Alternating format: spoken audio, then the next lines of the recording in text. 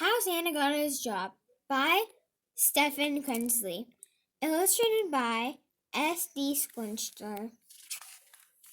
How Santa Got His Job.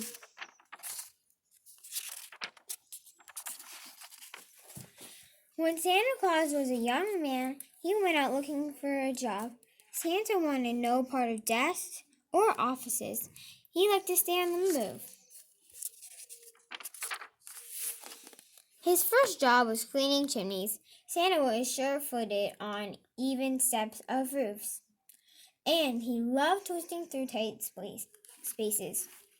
But there was a problem. Santa was so neat, he never got covered in soot, or made a mess in the fireplace. So nobody believed him when he said he was done. "Where's the proof?" said some. "You're not even dirty," said others. This led to a lot of arguments. Santa worked for the post office next, where everyone could see that he was doing his job. Santa's favorite part was bringing packages to people all over town. Waiting in traffic was frustrating, though. "It's silly to waste all this time," he decided to speed things up. He started making deliveries in the middle of the night.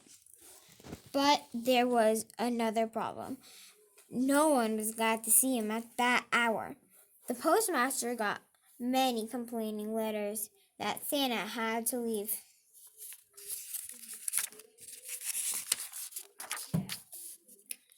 Since Santa discovered he liked enjoying staying up late, he tried cooking at an all-night dinner. It felt good to fill orders for customers. Sometimes Santa even surprised people with extra helpings. "Oh, I couldn't eat another bite," many of them insisted. "Well, maybe just one." But there was another problem. Every night, Santa tasted and sampled and tasted some more before he brought anything out of the kitchen. He gained a lot of weight. Hoping to get some exercise, Santa then found a spot at the zoo. He was very organized about the animals. "I know when they're sleeping," said Santa, "and I know when they're awake." Over time, he also learned whether they are behaving themselves or not. But there was another problem. Santa became close friends with the reindeer, and all the other animals got jealous. Sadly, the zookeeper had to let him go. By now, Santa was starting to get discouraged. He didn't even notice what the reindeer were doing behind him. They worked hard to cheer him up. Together they joined the circus. Soon the reindeer were shooting Santa out of a cannon 3 times a night.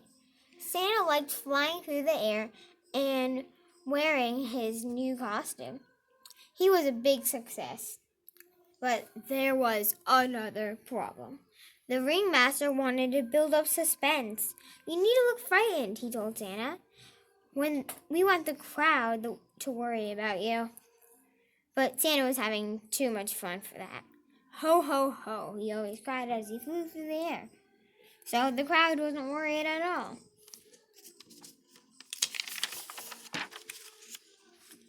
The angry ringmaster soon fired Santa and the reindeer. As they gathered their things, some elves came looking for autographs.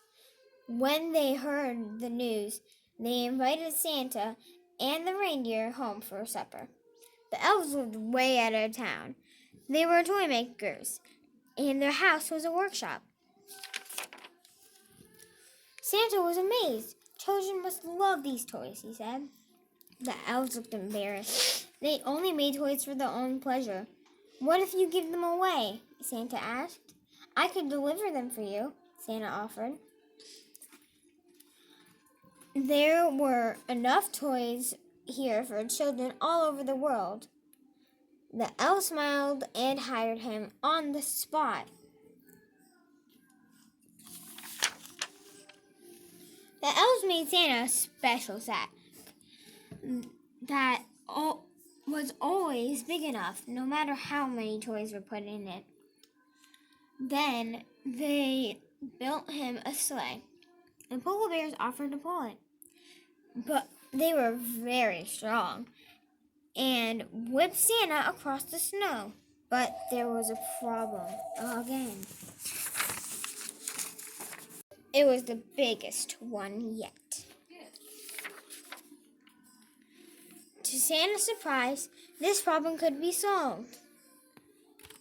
Santa and the reindeer practiced together every day. They made a few mistakes at first, but soon they worked as a team. In the darkest part of winter, when people needed their spirits lifted up the most, Santa got ready to go. As the elves said goodbye, they gave Santa an emergency kit. It held